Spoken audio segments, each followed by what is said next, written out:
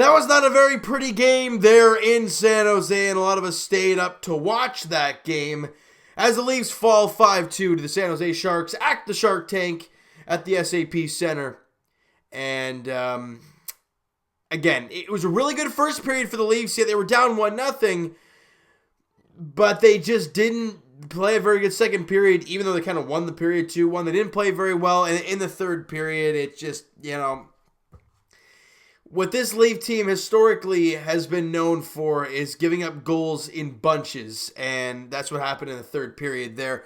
The Leafs, look, in the first period on the power play, Evander Kane scores. The San Jose Sharks do not have a very good power play. Then again, the Leafs do not have a very good penalty kill right now. So they score on Jack Campbell to make it a 1-0 game. Shots on goal in the first period, 14-11 in favor of the Leafs. I mean, a very good period, yet you're down 1-0.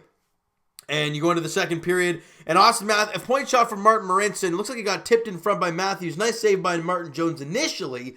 Matthews bangs home the rebound, and we're tied at 1. Austin Matthews has 46th goal of the year, and that's great stuff there. But then just over a minute after that, they regain the lead. And those are the things we have problems with. When you get that tying goal, you don't give it right back.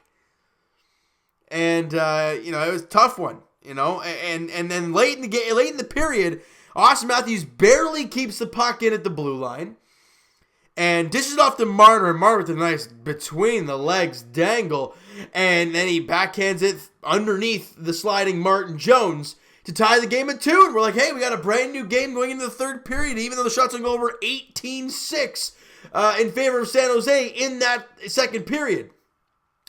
Jack Campbell playing a really good game so far, allowing 2 goals on 29 shots through 2 periods of play. And then we go to the third period, and it's tough.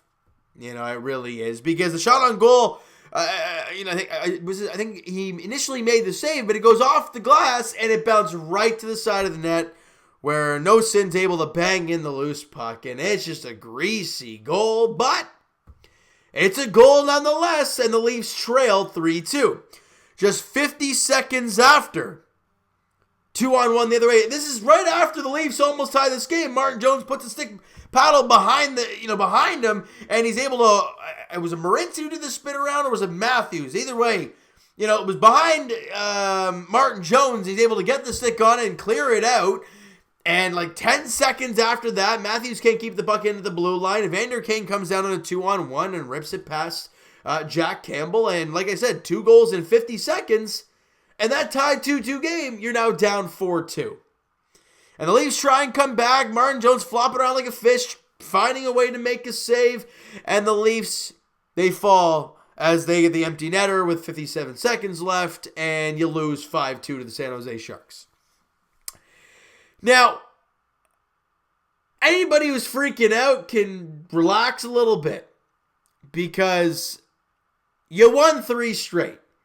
You lost 1 game. Was it a pretty game? No, you played about 20 minutes worth, maybe about 25 minutes worth, if you combine all the other stuff. Yeah, you lost the game, but all you gotta do is bounce back in the next one, and you're right back in it. And the Los Angeles Kings, or in San Jose, actually, with this win today, they've now won 3 straight games.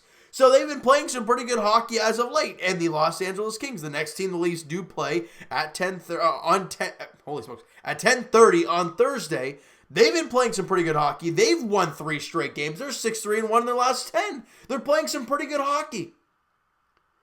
So the Leafs got to go in there, and yeah, you won 3 straight. That's nice. You lost 1, you get back into the win column, you start a new streak. That's what shows a really good team, if they are able to do that.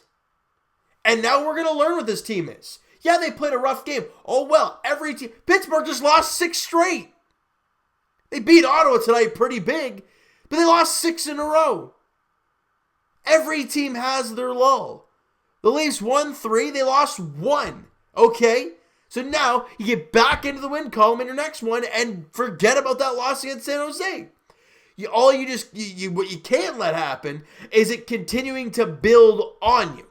And you lose 1, then you lose 2, then you lose 3, and then that's a habit now. That's when things go bad. The question I do have for you guys is, who is going to start that game in LA? You going to start Frederick Anderson?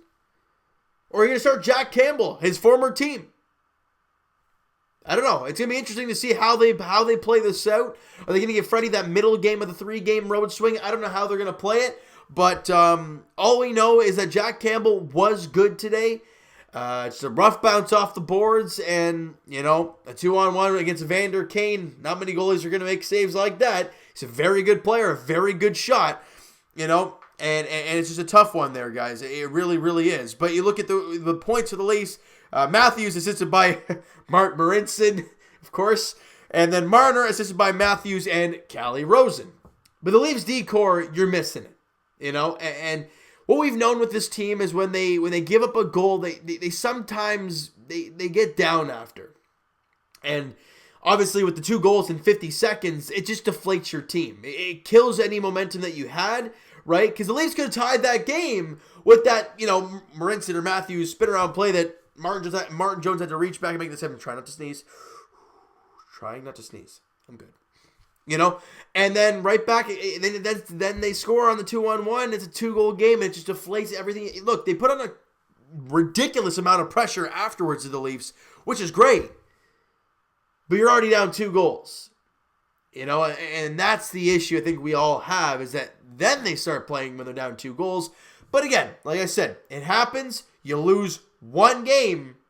You got to find a way to step it up and play the next one. Jack Campbell, like I said, was very good today. Yeah, 4 goals on 33 shots isn't a very pretty stat line for him. But again, if you look at the first 2 periods when this team was in the game, he played very well. And the puck off the boards, you can't really blame him for that. And then the 2-on-1 was just a team breakdown. So you can't really blame him on a lot of things. The Leafs just didn't play a really good defensive hockey game in that second or the third period. And you allowed 37 shots against. I mean, look, San Jose, yeah, I get it. They got Logan Couture back now, and they've won 3 straight games. I get it. But this is the game I think the Leafs want back. But, again, you can't do it. You got to try and move on to the next one. And that next game is against Kyle Clifford and Jack Campbell's former team. And Jake Muzzin, but he's not going to be in the lineup, of course. In the LA Kings at Staples Center there on Thursday night. And it's going to be really interesting to see this team go out there on Thursday. I'm really intrigued to see what type of team we're going to see. I'm assuming Rasmus Sandin's going to be back in the lineup, obviously with the day off that he had today, and Timothy Liljegren in there today. I didn't think he was that bad. So anybody who wants to yap him, say, well, that's why you should have Sandin in there.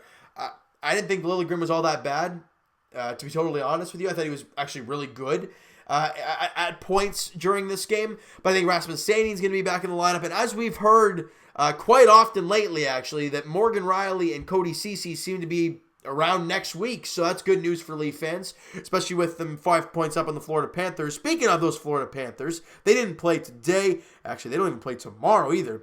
And I'm assuming they play the next one. They play at home against the Boston Bruins. So they are getting an easy schedule. And the Leafs take on the Los Kings that night. A little bit of a shorter video, guys. But, you lost 5-2. It's really late. It wasn't a very pretty game. So we're going to leave it at that. All right. So thank you guys so much for listening and watching, guys. I really do appreciate you guys' support. Smack that like button if you guys enjoyed this one. Hit the subscribe button if you guys have not already. Comment down below your thoughts on the game, your thoughts on the video. Everything towards the Toronto Maple Leafs squad, guys. What do you think of tonight's hockey game? Do you think they played all right? Do you think it was a tough one? Do you think maybe it was the first game of the road trip with the time change and they're all funky? I don't know. You guys give me the whole spiel about what you think happened tonight with the Leafs. Maybe it was compete level. Was it? It was a lot of turnovers. That was a big thing that happened today. A lot of turnovers in the neutral zone. A lot of turnovers in our own zone. A lot of them did not end up in the back of the net, but just the play overall was a little sloppy. I want to hear your guys' thoughts, though. Let me know in the comments below what you guys thought about today's game for the Leafs. All right. And Twitter's down below for myself. Follow up, send me a DM, do all that great stuff. Also, the Patreon link is down below. So sign up for that if you guys are interested in doing so. And I will talk to you guys Raptors edition, as they play actually on Thursday as well, in Golden State, taking on the Warriors. And that's a 10:30 tip-off there, so it's going to be another late one. I'm trying to hang on right here for you guys, but it has been tough. And as for the Leafs, as we talked about, they take on the Los Angeles Kings on Thursday as well, at 10:30 as well. Oh, I don't like these games. They are too damn late for me. It says expected Jack Campbell and Jonathan Quick are the expected goaltenders in the game. Then it all depends on what Sheldon Keefe decides to do, whether he goes Quick or Campbell in the first night or Anderson on the first night of the back-to-back. We'll have to see how it all plays out, though. Thank you guys so much for listening and watching. Hope you guys enjoyed the video. Talk to you guys then.